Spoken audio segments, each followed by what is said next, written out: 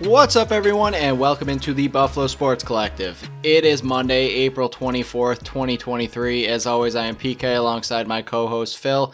Phil, I don't even want to do any kind of introductions or anything like that. I kind of just want to jump into it. Holy cow. Saturday night in Banditland. Biggest fan attendance all year long. You felt it completely. That was one of the best games I've been in attendance for. I would put it up there with game one of the finals last year. I wouldn't pass it, but that was probably one of the best games I've been a part of in a very, very long time, at least. Yeah, absolutely. I mean, coming off of the 18-7 thrashing that they recently took from the same team, this was a much different game, but in general, like you said, the atmosphere the entire time, the Bandits hanging around, staying in it, the way they ended up coming back, just the entire game. I mean, it was just absolutely insane. It felt insane. It felt very intense. It was like you said, one of the best games I think we've really seen.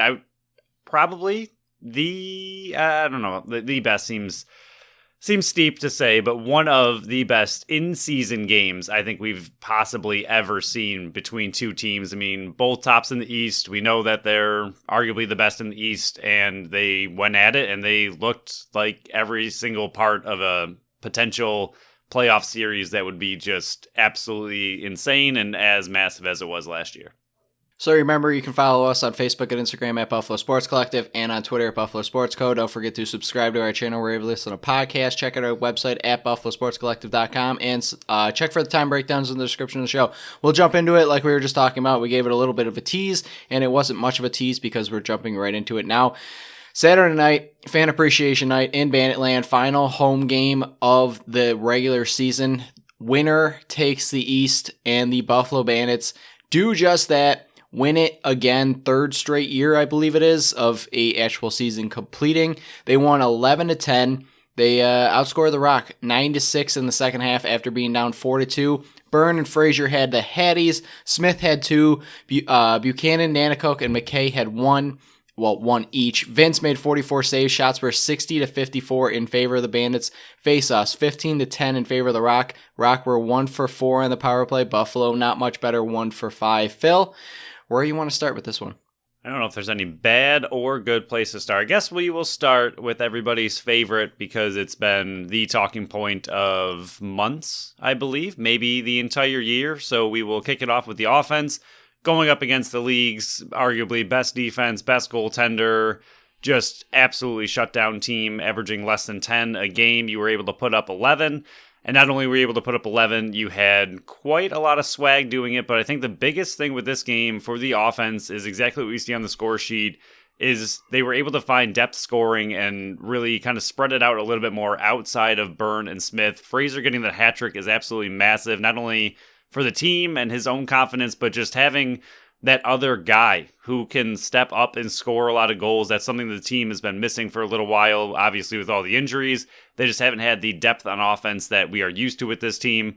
So seeing Frazier get a hat trick is extremely encouraging. Buchanan doing what he does best. Nanacoke looked absolutely incredible in this game. I know he was only able to score 1, but it was a massive goal. But in general, he had a lot of really good opportunities. He looked every bit of the part that we know that he plays. So I think he played really well. And even McKay getting on the score sheet again, showing that he can still score when he's, up on offense, and made an incredible move to get past Rose. So the offense as a whole looked like it was firing on all cylinders. They looked very fresh. They threw 60 shots on net, which is something I don't think we've seen a lot of this year. So it was great to see them just firing from every angle, and just they looked good. I mean, I think the score could have been even higher. Nick Rose made a few massive saves, but they also had him burned pretty badly and just missed a few wide open chances by hitting the post. So I think it could have been even a little bit better for the Bandits, but the offense looked much better than we've seen the last few months.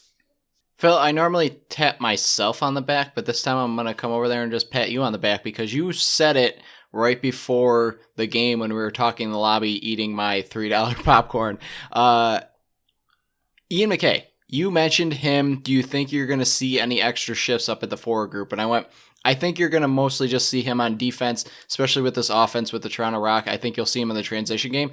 He was on the power play. That one goal was on the power, or no, it wasn't. It was right after the power play. It was the one where Josh Byrne baited and waited until I think it was Zach Mans coming out of the box, and then he made a great deke. But I'll pat you on the back. He got more time up in the forward group than I thought he was. But I think the first half for this offense, it felt like the last 6-7 weeks all over again, where they put up, it was 4-2 at halftime, and you're going, okay, the defense is hanging in there, the Matt Vince is playing unbelievable in net, but your offense is just not getting anything going. And you could tell more that it looked better than it has in the past, but they were getting so unlucky. And when you're not getting goals to fall, that's usually what happens. It's just the things that usually would go in and the breaks you would get, you're just not getting. I mean, the one save Rose made is insane. I mean, I know he doesn't move much, and he doesn't really have to because he's just such a tank in the net.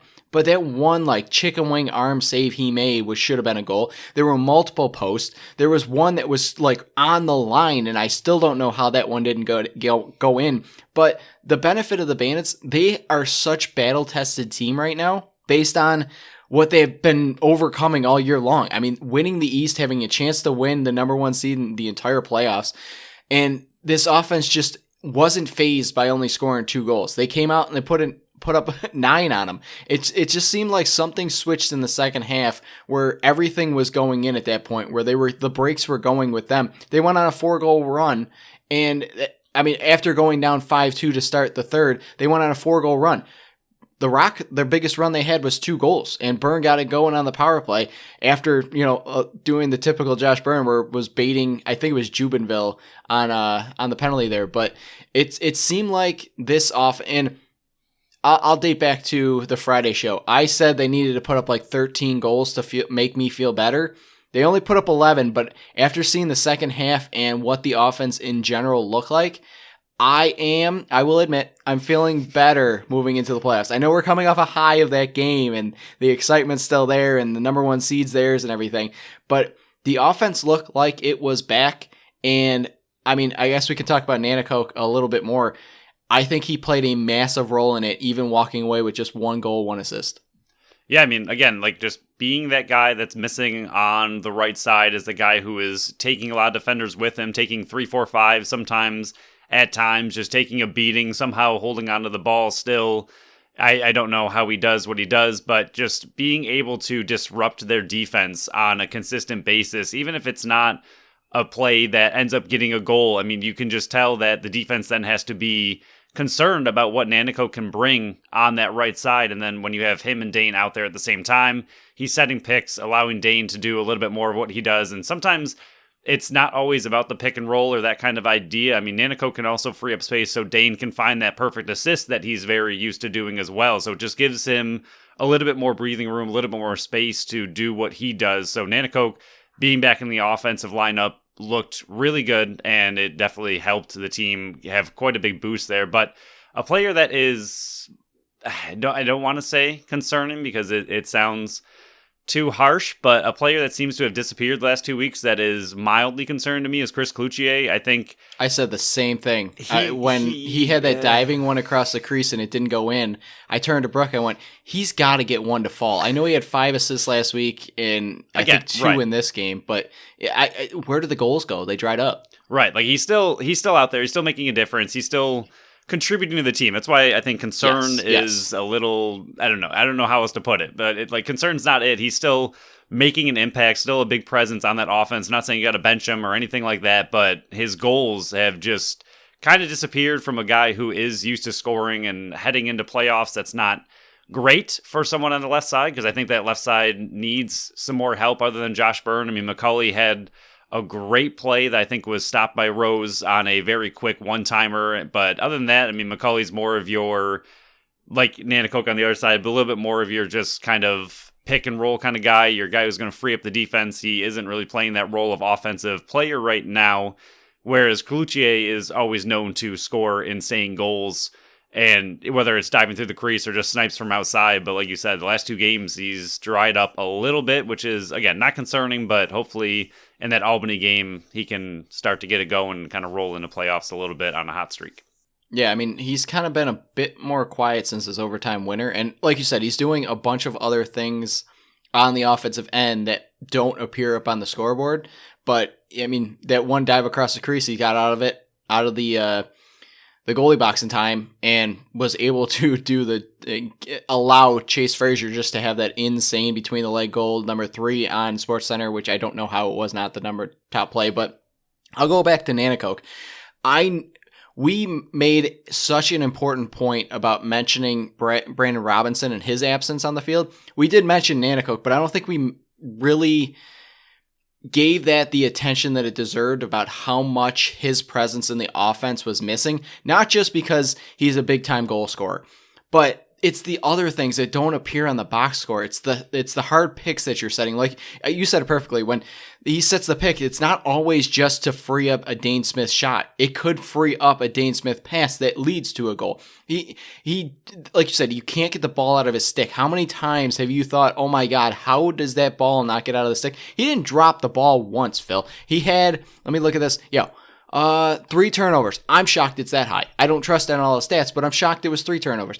He also baits and draws so many penalties. I mean, from guys, the guy has to have like a harder helmet than anybody else because he got drilled in the head the one time, laid there like he wasn't moving, popped up and was smiling the whole time. Like, I don't get how this guy is able to withstand the same amount or the amount of damage and the hits and the checks and all that kind of stuff he endures and gets back up and is just smiling all the time. And I also want to give credit to Brad McCulley on the other side. He set up multiple goals. I mean, I think it was the power play goal for the one that was just a dribbler line drive across the ground, which I don't know how that one beat Nick Rose, but it did. The Josh Byrne power play goal that got this run going.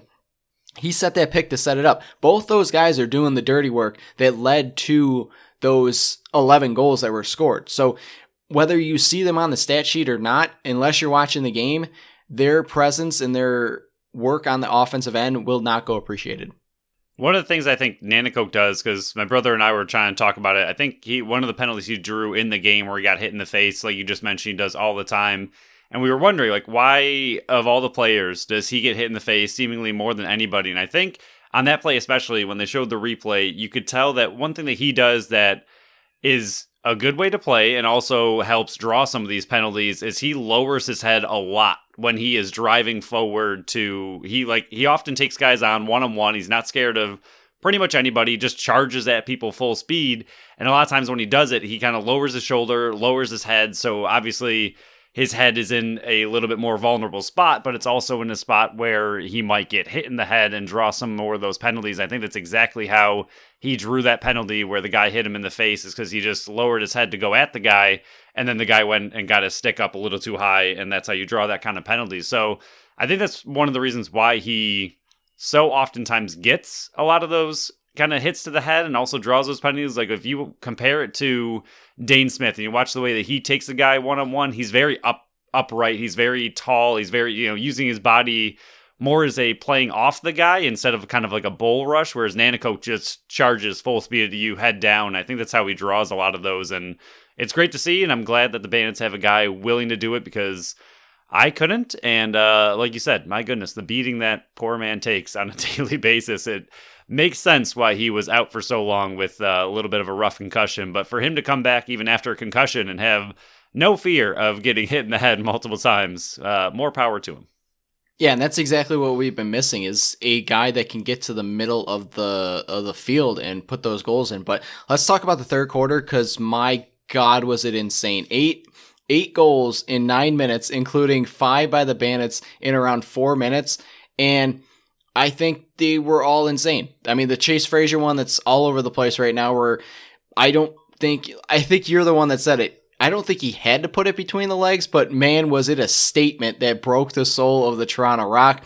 The behind the back by Kyle Buchanan just proves that the old man still got the skills.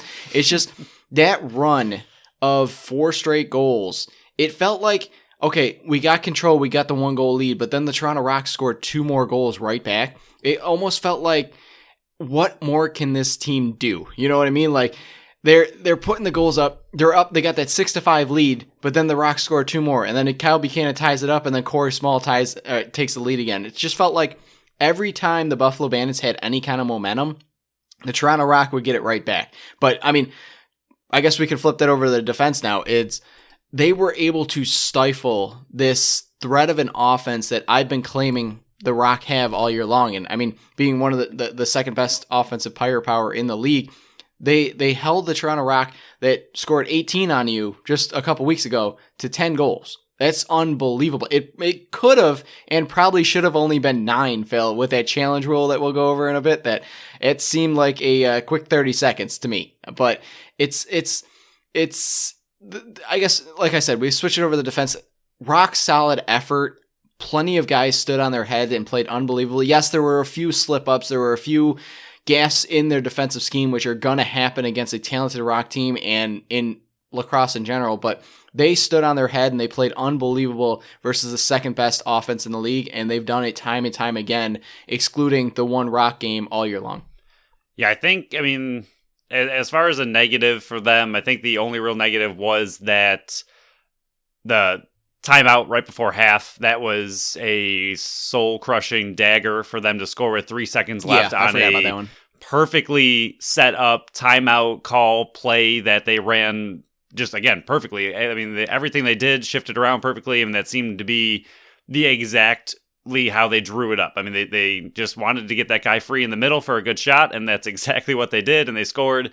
3 seconds left, you go into half, not down 3-2, but down 4-2, and that's, once again, a testament to this team for the Bandits, though, and everything you just mentioned was that's what they've been doing all year long, is battling back the entire season because of the injuries, because of the way that this season has gone, a lot of these close games.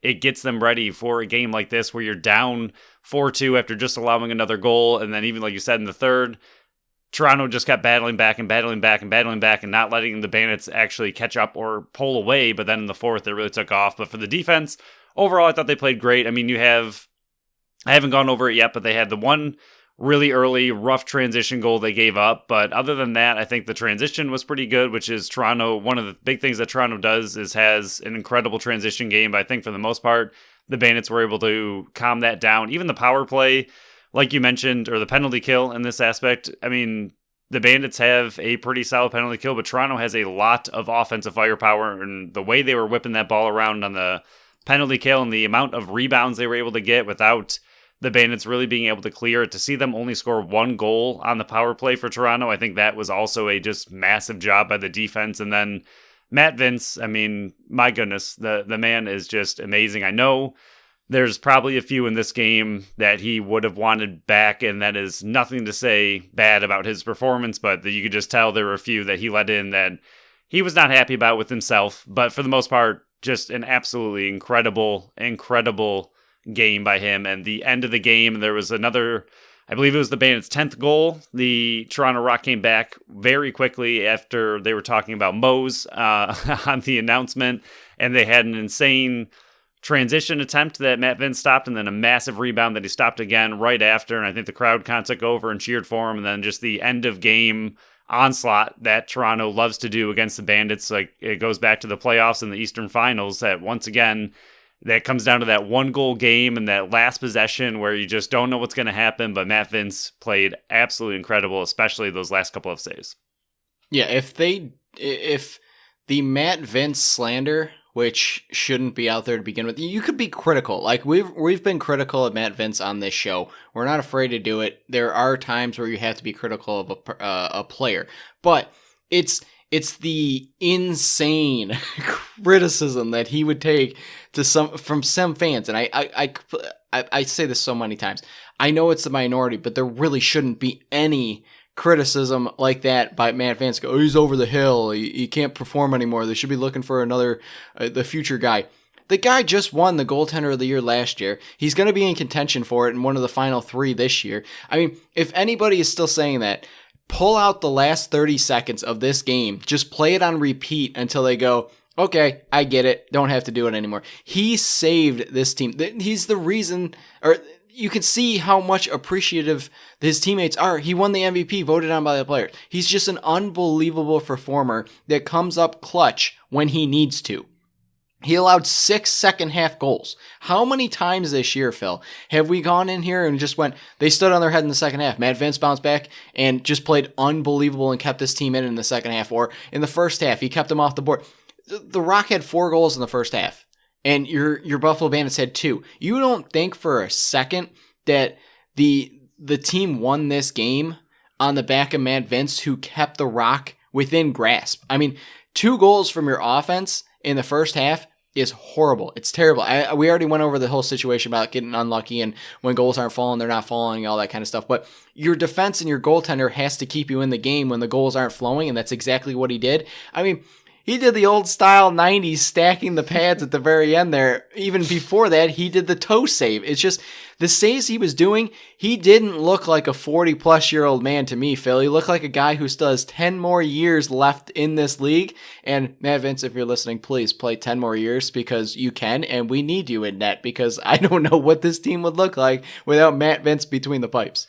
I mean, again, it goes to what they've done all season long. How many games have we discussed that they've won by 1 goal or an overtime? 7-6 versus San Diego. Right. You don't win, I would say, a lot of these games without Matt Vince playing the way he does, whether it's high scoring or low scoring. But I mean, how many times have we talked about the offense being bad and the, games being extremely close, winning in overtime?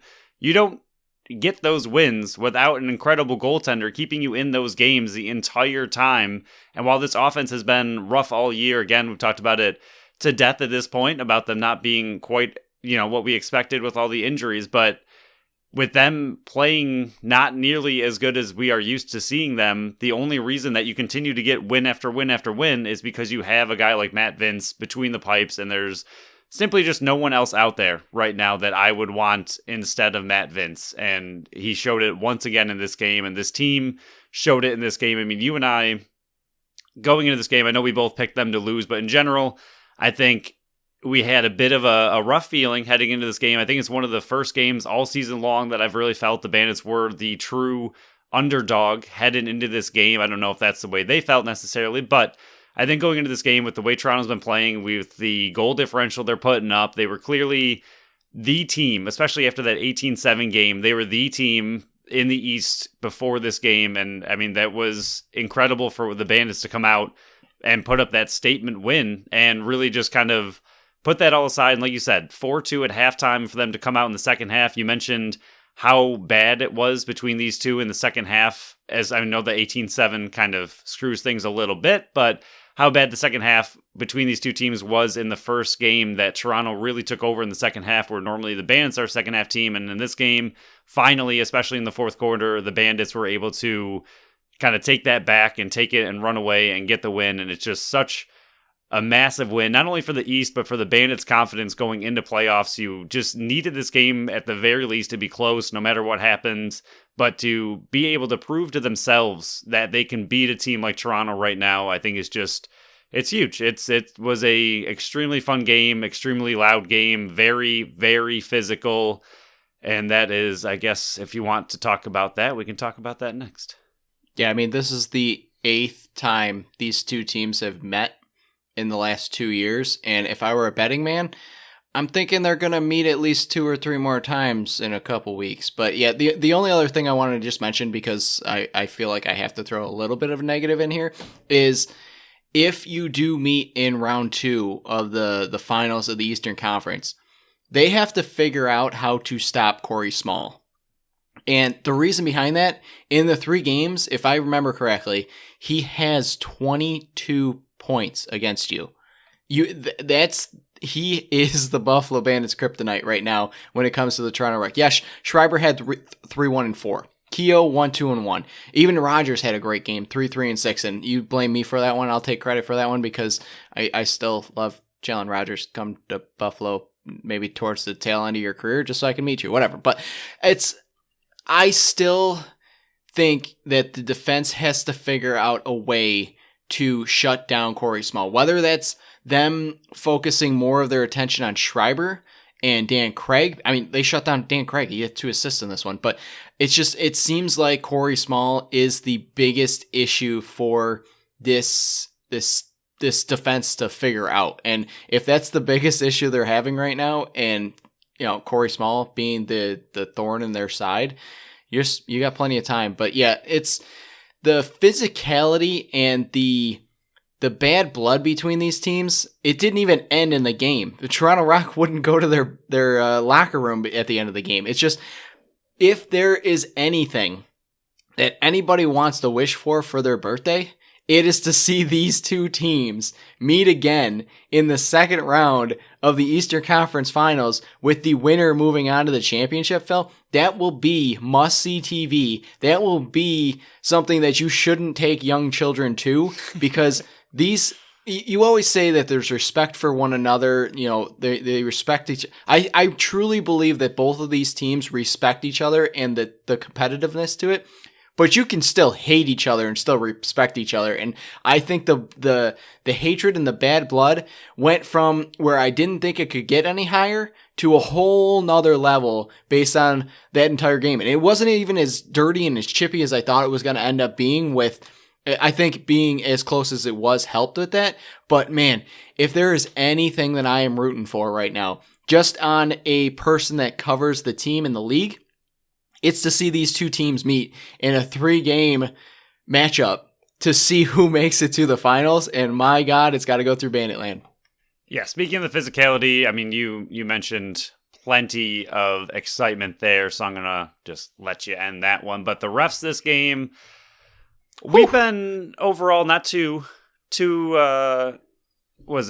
critical, there it is, of the refs. But this game, I thought, started okay, and I was okay with what they were doing, and then they lost all sorts of control, and just for the most part, like in this game, when it first started, it was just an insane amount of physicality, exactly what you just mentioned, and the refs were letting pretty much everything go. It was just, I mean, helmets were flying off of the Toronto Rock left and right, no calls were being made. I was like, all right, this is the kind of game they're going to have. It's a playoff atmosphere. You're just going to let everything go, let the guys play unless it's really bad.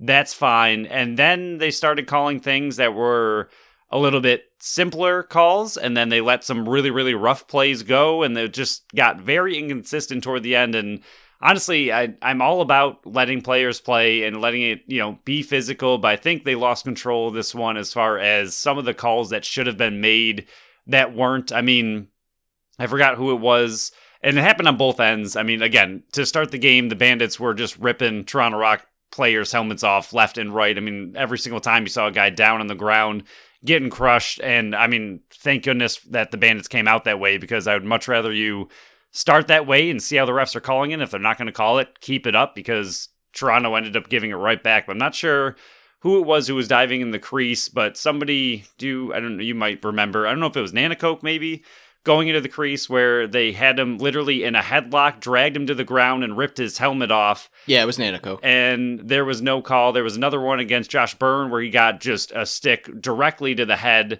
No call whatsoever. I mean, it was just plays like that where I'm all for letting things get physical, letting things go, but there's also player safety that eventually has to be a concern. And overall, I think it was just the inconsistency from the refs in this game. I don't think either team had an advantage or disadvantage, so that's even in a way. I don't think the calls were really going one way or the other. I think the Bandits got away with some things. I think Toronto got away with some things, but for the most part, it was just inconsistency on the refs of what they were calling and what they were allowing that really bothered me. Yeah, what you said there at the end is exactly what we try not to bash the refs, and I think we do a pretty good job of it.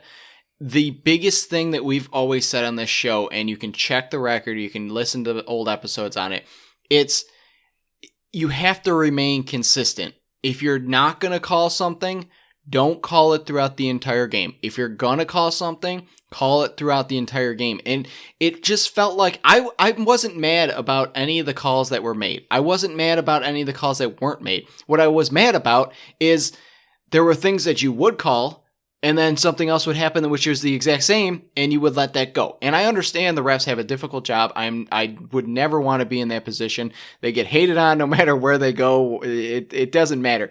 But you just got to remain consistent. And I agree with the player safety, the hitting in the head. That's got to come first and foremost. Your main job out there is not just police the game, but to keep the players safe. So if you want to talk about that part, I can see that part. But it's just it was such an inconsistently reffed game where, like you said in the beginning, okay, it's going to be this type of game. It's going to be out for blood, and they're going to let most things go and swallow their whistle. But then how do you get a checking from behind, cross-checking on Nick Weiss with one hand? How does that happen?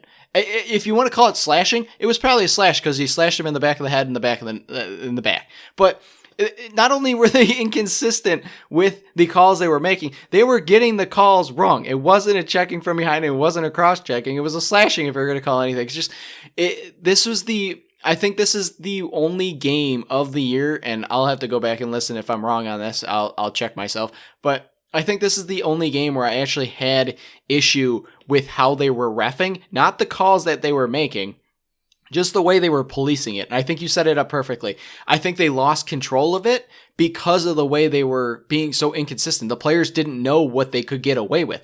Early on, the players feel it out. Every sport, you can feel out, okay, are they going to be short on the whistle this time, or are they going to let most things go? It seemed like they were going to let most things go, and then they were like, oh no, we have to police this better. We got to pull it back. It's the same thing we've been saying for 2 years. Just be consistent. If you're going to be consistently bad, be consistently bad. If you're going to be consistently good, be consistently good. No matter what you do, just got to be consistent. So, Phil, there's not much else we can talk about this game. We kind of talked it to death here, but Bandits, number one in the East, third straight year of the year that completed. I hate that I have to say that, but we'll go over the BSC update here. This encompasses the 5 Bisons games and the 1 Bandits game here. I am up 2397.55 to 2088.52. You put up 30.5. I put up 35.5. Not bad. Not bad. I mean, Nanacoke return helped a smidgen, but overall, not bad for both of us. That's a lot of points. I feel like we normally don't see that much. It helps when I get 7 of the 11 goals. It does. I mean, the fact that I was only 5 points off, I will take it. 7-Eleven, go get your Slurpee. So we'll go over the milestones here. Thank God a lot happened, so I can not do as many next week. Fingers crossed, because I thought that same thing last time. Chris Cloutier did get his 100th point of his career. Congrats to him. Dane Smith got his 600th assist of his career. Congrats to him. Steve Priolo with his quote-unquote roughing with Mitch Desnu. He crossed the 500 career penalty minute mark. He's just the 9th player ever to do that in NLL history. Matt Vince, when he did play, he did tie Josh Sanderson for 6th all-time in NLL history with 268 games played. Ian McKay got his 400th career loose ball in this game. Matt Vince did become the winningest Buffalo Bandits goalie of all time with his 48th win. He is number 48. How creative. Josh Byrne is also now in 15th place by himself in single-season Buffalo Bandits all-time goals. He is sitting at 40 right now. Well, single-season all-time goals, I think I said that. And then Steve Priolo, he is in 2nd place with Pims. Phil, he is tied with him right now with Francis. He needs one more penalty minute to have the single-season penalty minutes record all to himself. And then Dane Smith, he is 3 assists away from breaking his own record from last year. And I think him and Teat are 13 or 12 points away from the record himself. They're both tied right now. It helps when New York only scores 6 total goals. Yeah, they are both at 126. The record is 135?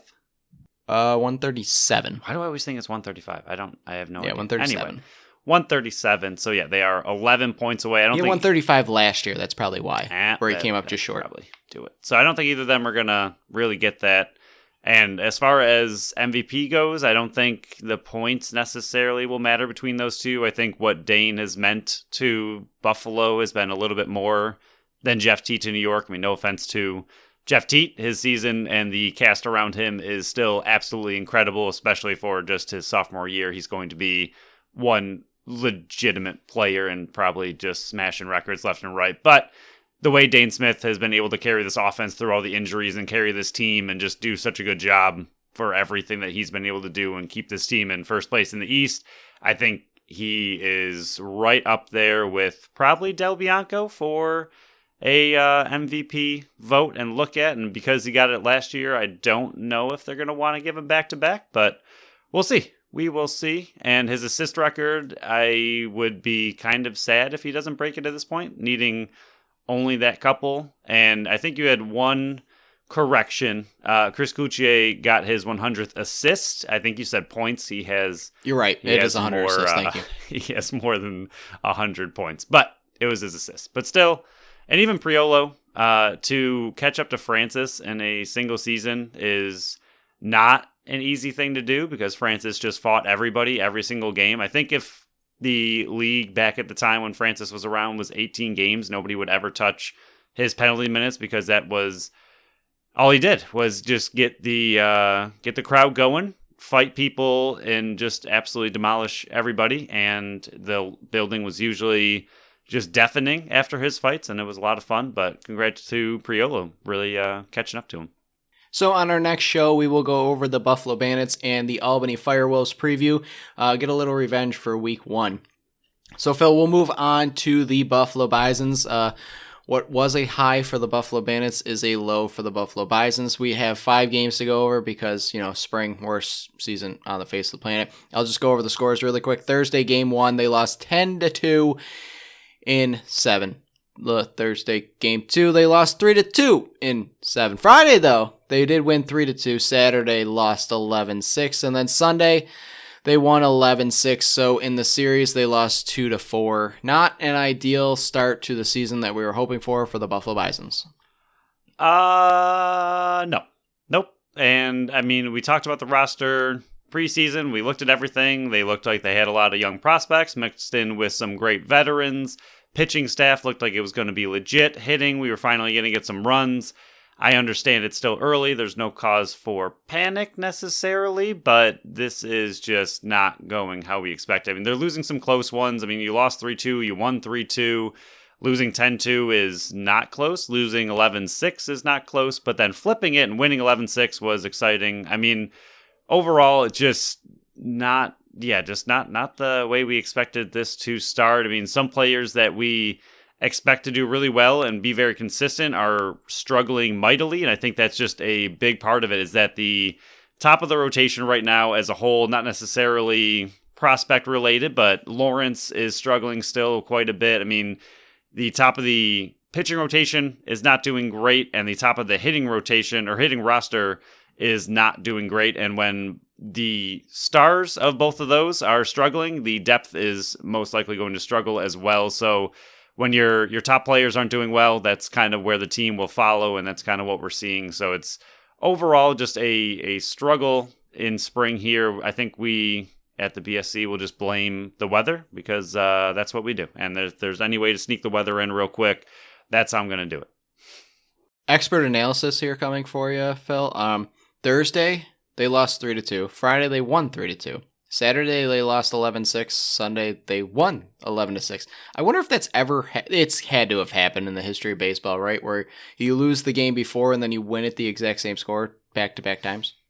I would imagine baseball's been going on for a bajillion years, and there's, an insane amount of games per season. So I would assume, especially given the stats that they have, that on, the cloudy April day with the winds coming from northeast at 10 miles per hour, and that's when this guy has 4 home runs and no strikeouts. So with those kind of stats that baseball loves to pull up out of absolutely nowhere, I would assume this has happened more than once, but still fun to see on paper.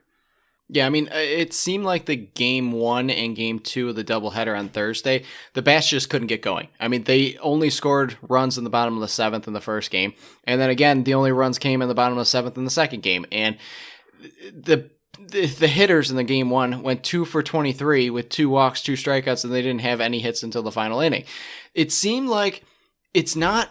I'll talk about Thompson in a minute because I want to address him a bit, but it seems like none of the pitchers are struggling mightily.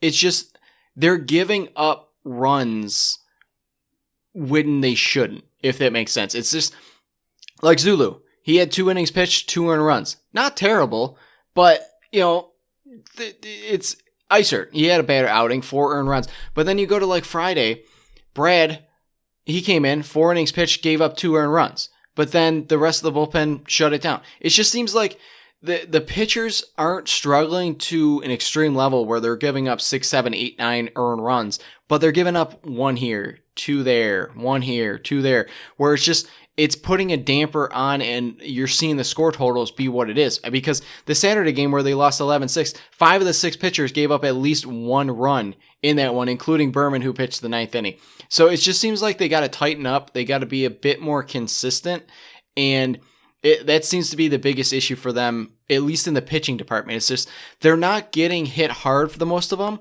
and it's just that the guys who are pitching 1 or 2 innings are giving up 1 or 2 runs each outing, and that's why you're seeing the runs being put up that are 11 and 10 and those higher scoring games for the opponents. It also seems like their accuracy is not great, which obviously leads to hits and everything. But I mean, the amount of walks that they are allowing in such a short amount of time. I mean, Thompson in the one he struggled gave up 3 walks in 4 innings. Zulu in his, when he struggled a little bit, 3 walks in 2 innings. Hatch, Fernandez, and Pearson, 5 innings, but still 3 walks. Bard, 4 innings, 2 walks. So, I mean, you can't be giving up that many free bases, but also when your command isn't quite there, and again, walks are going to happen. 2 and 4 is not terrible, but I mean, Zulu 2 and 3, I mean, 4 and 3, that's not great. I mean, free bases just aren't what you want to give up, but at the same time, that usually indicates that their accuracy is missing, and if your accuracy is missing a little bit, then some of your pitches might not be, quite as sharp as you'd like, and that's when you allow hits, and that's when you allow home runs. So it seems like the pitching overall just isn't quite as sharp as it needs to be. I mean, they're, like you said, I don't think they're miles and miles off. I think they just need a little bit more time, a little bit of a tweak here and there, and I think they're going to end up being okay. I think their rotation and bullpen are still fine. They have the arms. I think they just need to get on a little bit of a roll and fine-tune a few things here and there, but I don't think they're far off, but I mean, these couple of games have not been great. Now, Phil, I played baseball for 3 years when I was younger, but I never pitched, and I know you pitched through high school, and my main question for you is, because this is an honest question, I have no idea. Does cold weather, I know it affects the players hitting, and I know it affects players' arms, and it's hard to play in the cold baseball, but does it affect accuracy, the colder temperatures? Like, does the I'm trying to get all technical with this is the weather segment of the show. Does it affect like the wet? I can't think of the word for it. Like, more dense in the air as it's cold would be affecting their accuracy. Is that something that happens when you're pitching, or do you have no idea? I think if anything, it would be just that trying to keep your arm warm in those situations and keep your arm very loose. And if your arm is a little bit tighter than normal, it doesn't allow you to get the full range of motion. And that just kind of there it goes then. Creates your pitches to be a little bit flatter and just not quite. I mean, it won't have the break that you're looking for on some of your pitches because your arm snap is not there. Your arm speed is not quite there. And along with that, your accuracy, I don't know if it would necessarily be accuracy, but again, if your break on your pitches isn't what you're expecting it to be, and it's staying, an inch higher than you're used to it being an inch lower because it is a little bit colder out, then yeah, that could cause an accuracy issue, and that could cause hitters to have a little bit of an advantage when the ball is just coming in a little flatter with less movement because your arm isn't quite as warm as you would like it to be. I mean, that's why you always see pitchers in the dugout with that huge jacket on just their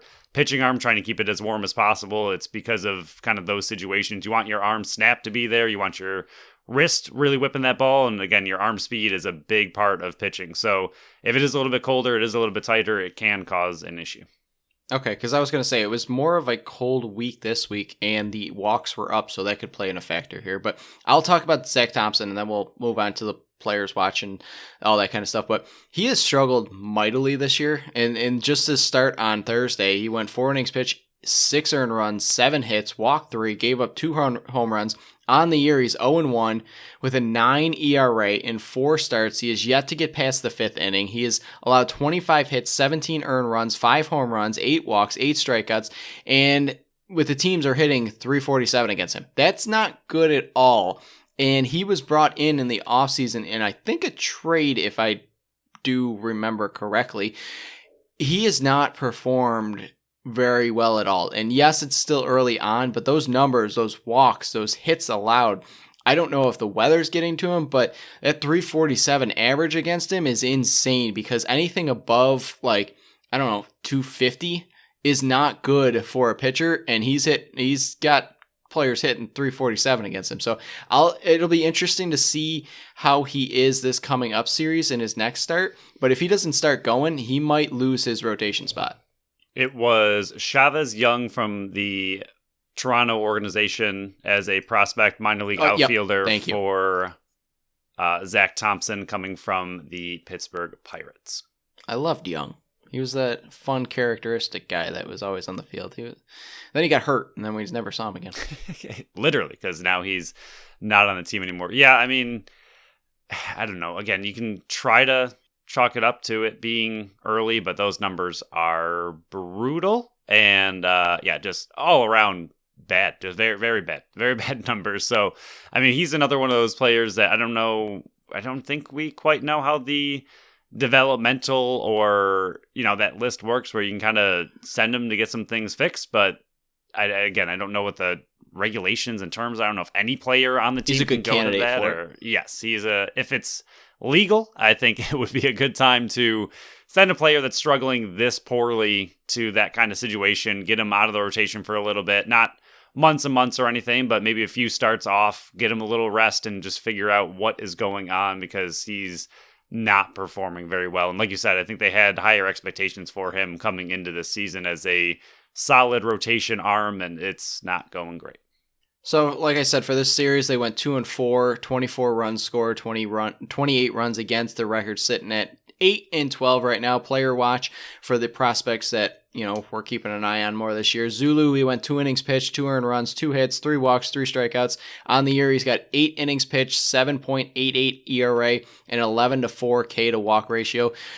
Jurgen, I did it, Phil. Jurgen, 4 1/3 of an inning, a win, 4 hits, 1 walk, 8 strikeouts on the season, 11 2/3 of an inning pitched, 3.09 ERA, 19-3 K to walk ratio. Unbelievable start to the season he's having. Pearson, 2 innings pitched, 1 walk, 1 hit, 2 strikeouts, and a save. He closed out that 3-2 victory on Friday night. The season so far, 8.1 innings pitched, 2.16 ERA, 16-5 K to walk ratio. Jurgen and Pearson, top 2 bullpen arms right now. And then we'll go over the hitters real quick. Horwitz, not his series, 3 for 17 with a home run, 1 run, 4 RBIs, 5 walks, 4 strikeouts. He's hitting 241 on the year with 1 home run, 5 RBIs, 16-13 K to walk ratio. He's having a pretty decent season though, compared to what these rest of the numbers are going to be. Barger, 2 for 18, 8 strikeouts, 2 runs, 3 walks, 1 RBI, and an error on the season. He's got 4 errors, hitting 215, 1 home run, 6 RBIs, and a 24-9 walk ratio. That is not good at all. Schneider, 1 for 9, 2 runs, 2 RBIs, 3 walks, 2 strikeouts. He's hitting 200, 1 home run, 4 RBIs, 13-8 K to walk ratio. And then Lopez, Phil, he somehow got bumped up to the taxi squad, but he went 1 for 17 in this series, 3 Ks, 2 runs, 1 RBI. On the season, he's hitting just a 169 with 5 RBIs and a 13-4 K ratio. These top prospecting hitters that we had such high hope for, besides Horwitz, they're having a slow start to the season. Yeah, and Horwitz, once again, his walks are also just insanely high. He, for a guy who's played 17 games, one of the few Great who vision. has, he is up there for on-base percentage. He's at 397. So again, his average might not be exactly there, but he is second on the team with 13 walks. The number 1 person who we talked about last time, who also average isn't there, but the walks are there, is Vinny Capra. He is at 14 walks, but those two know exactly where that strike zone is. They walk a lot. Again, I feel like with someone who is seeing the ball that well, walking that often, the average just has to come. Like, to me, I feel like that's what you're looking for, that they're not striking out an insane amount. I mean, they both have strikeouts for sure. It's not like they're both low or inept to it, but when you're walking that much, it means you're seeing the ball very well, and eventually the hits will come. I mean, Horwitz is not doing a bad job in that department, hitting 241, like you mentioned. Not incredible, but still not bad, and the walks are right there. But Capra, I think, is a candidate for that average at some point going much higher, because he seems to be seeing the ball overall pretty well. But yeah, the prospects and the hitters that we expected to do very well, struggling a lot. I mean, I feel like, what was it? One of the first episodes we had where they were just doing incredible, like Lopez and Barger were off to an extremely good start, and all of a sudden both of them have really tanked in the last couple of series, and it's not great to see. But like you said, Lopez now on the taxi squad, so it'll be interesting to see what happens with him and who might, kind of take over that spot. But Barger, another one. I mean, I guess you can give him a little bit more leadway because it's his first time truly in AAA, getting that full season, hopefully. I mean, we'll see how he does, but he started off really, really well, and now he has slipped quite a bit. So I don't know if they've just really run into some good pitching or are just in a really tough streak. But like you said, I think the pitching prospects are doing a really good job with Junger and Pearson looking incredible. Zulu, I don't think you can take too much away from what he's done. I know his ERA is really high, but that walk to K ratio is not bad. And overall, they're just not giving him a lot of opportunities to pitch. So when you only pitch a couple innings and you let in a couple runs, your ERA is going to look terrible. So I think if they allow him to slowly stretch out and he starts to get a little bit more work, I think that ERA is going to come down. I don't think he's really performing terrible. I think he's doing okay so far as his first AAA action, but Junger and Pearson definitely the prospects that are doing the best right now. And like you said, Horwitz also not off to a bad start. BSC update. In these 5 games, you put up 18 points. I put up 15.5. Are you making any changes to your team, which consists of Lopez, Horowitz, Brantley, Zulu, and Pearson? And I have Barger, Bernard, Clement, Lawrence, and Thompson. I feel like Brantley, I don't know. I guess not for now. There's a player I'd like to pick up, but I have to wait for Lopez to hopefully get called up so I get them points, and then after that we'll see what happens. But there's one player who's hitting pretty well, but Brantley, who obviously he's not a prospect, so we don't really talk about him, but he's off to a really good start for a catcher. I mean, he's played in 14 games and he's hitting .286 with a .434 on base percentage. So out of players that have played a lot of games, he is number 1 on the team in on-base percentage. So he's been a little bit of a bright spot as far as a non-prospect overall for the team goes. I'm dropping Thompson, picking up Jurgen. Who is Jurgen? I pronounced his name wrong again, Phil. I know you did. I know you're just rubbing it in. Okay, so on our next show, we're going to be talking about the series. Gwinnett, they're 7-13, 92 runs scored, 115 runs against. Phil, I'm putting it out there again, even though it didn't work when they faced Rochester. This is a series to get back above 500. They're 4 games under 500 right now. Get it going, Buffalo Bisons. So, Phil, we'll move on to our final segment here. This is something that we adjusted, and we have plenty of company meetings about, where, yes, we're still going to talk about Buffalo Sabres and Buffalo Bills, but we know how much coverage is out there. We know how much time and effort some of these other podcasts and some of these other websites and some of these other sources put into this kind of stuff, where we just can't match with it. So rather than try to go into the in-depths of it all, we're just going to give our opinions because we love talking about these teams. They're going to remain a staple of the show, but we're just going to adjust the way we move. And I think the Buffalo Bills are a good way to do this because the draft is Thursday.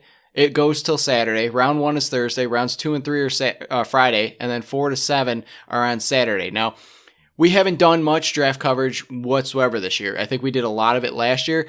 Like I said, there's plenty of shows out there that cover this much more in depth than we do and much more time than we do that don't have to cover 4 other teams. So we will give our opinion on all of this after months and months of following. Yes, we still follow it. Yes, we still listen to different shows. Yes, we're a fan of other places as well. So, Phil, my main question for you is to get your opinion on this beloved Buffalo Bills that we're still rooting for here.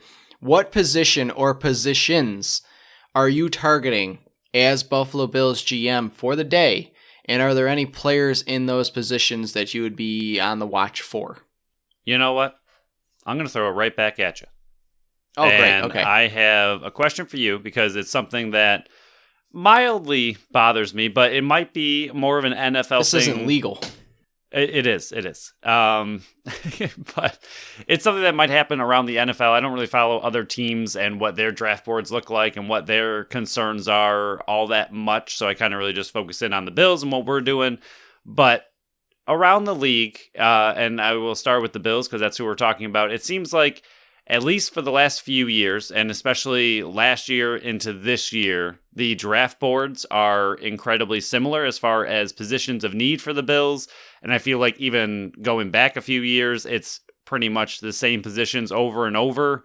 Do you think that is something that happens everywhere where the Bills are just solid in other positions, so they just keep focusing in on these couple? Or do you think they really just aren't doing a great job finding those replacements in these certain areas? I mean, defensive tackle, defensive line, offensive line, wide receiver, running back, linebacker, like these have been on the draft boards every single year for what feels like years. And yet here we are again with the exact same list of positional needs. And I feel like, I don't know, it just seems like we're stuck in the same positional needs every single draft. Is that something that you think happens everywhere, or are the Bills kind of failing a little bit more recently in what they're drafting?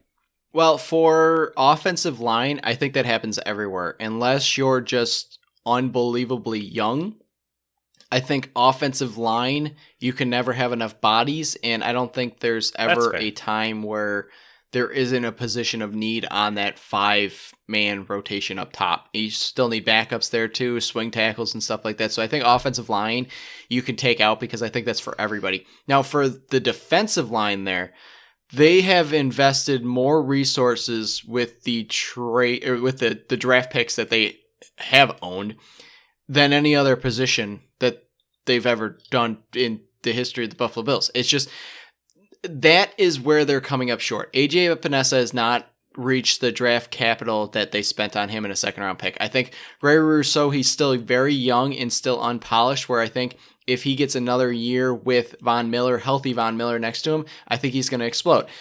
Boogie Basham has not panned out to be anywhere near close to what we thought he was going to be. So I think it's more that they're not panning out with those picks. I mean, Ed Oliver's a solid player, but he is not that game breaker that you would have drafted him in for the 9th place.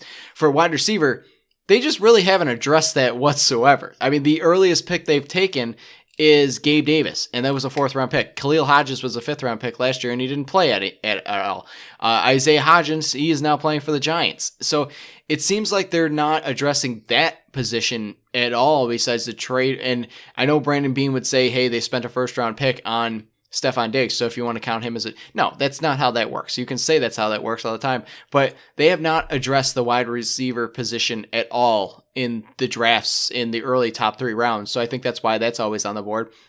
So I would say it's a combination where they're either ignoring it, like the wide receiver position, or they're coming up short with the defensive line.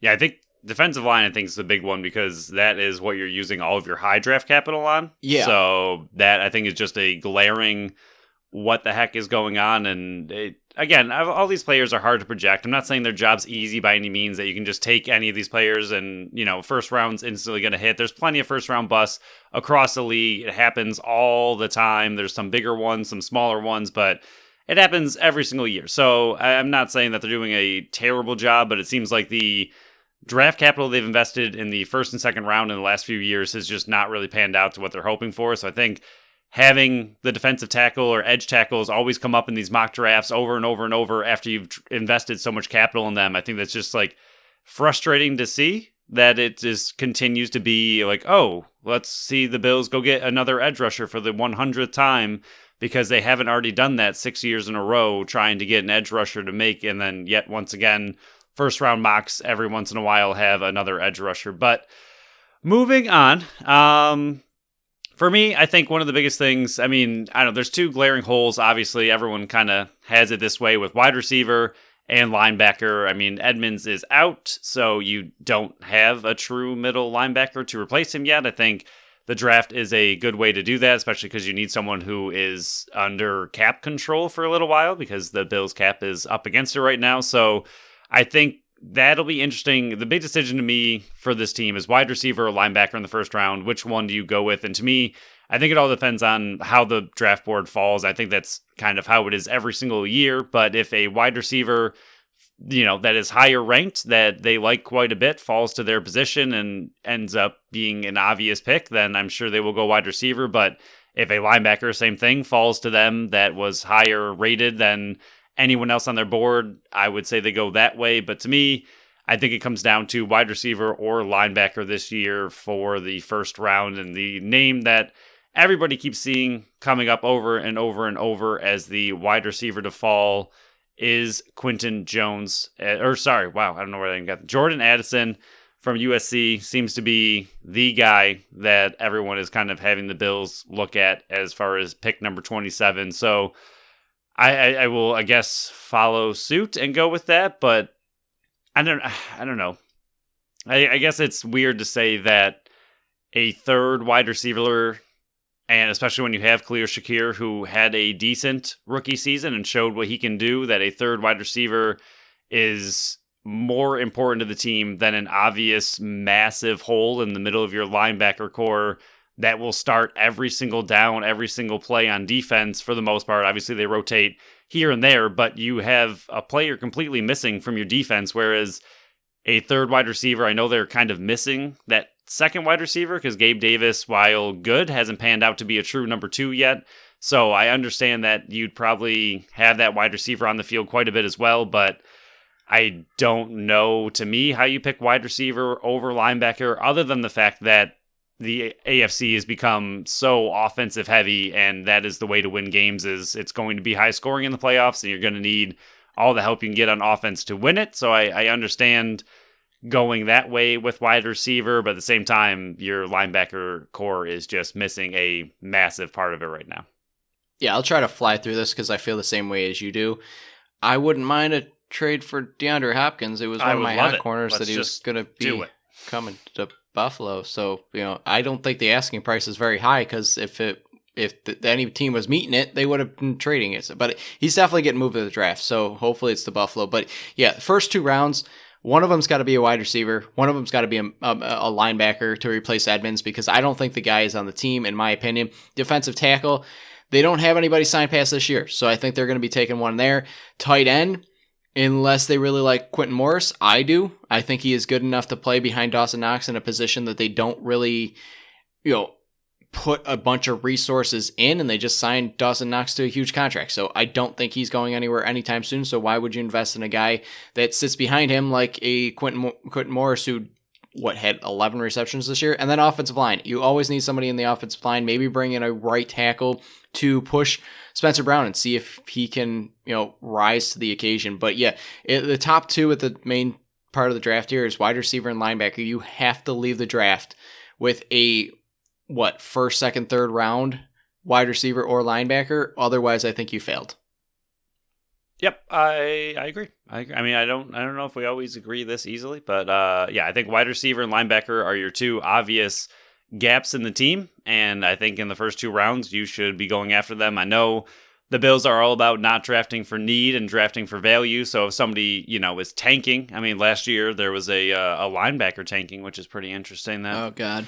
We didn't go there. I'll let it go. But I mean, he didn't play it all last year anyway. So if I could see them possibly switching it up if there, again, is a position that is, a high-rated player that is just falling for who knows what reason, they might go off of what they need. But I agree that if you don't leave the first and second rounds with a wide receiver and a linebacker, I don't know exactly what you're looking at. I would hope that they pull that off. Or like you said, if you don't go wide receiver in the first 2 rounds, you better be bringing D-Hop in for a trade.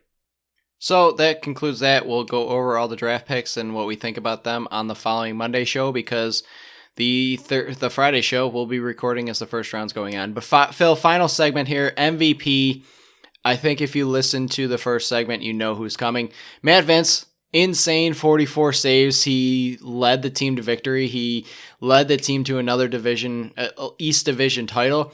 It's been a long time coming. I don't know how we've waited this long to give him an MVP for the BSC, but we could probably give it to him after each game pretty much. He definitely deserves the MVP for, single-handedly the final 30 seconds leading his team to victory. I still love the stack of the pads save he made. I think that was the first thing I said once we left the arena was he went hockey style and stacked the pads and didn't let them score. Just Matt Vince, BSC MVP for this week. Matt Vince has only led the Buffalo Bandits to 2 for 2 since he's been on the team in finals, because we haven't seen what happens this year yet, and 3 for 3 for winning the East Division title.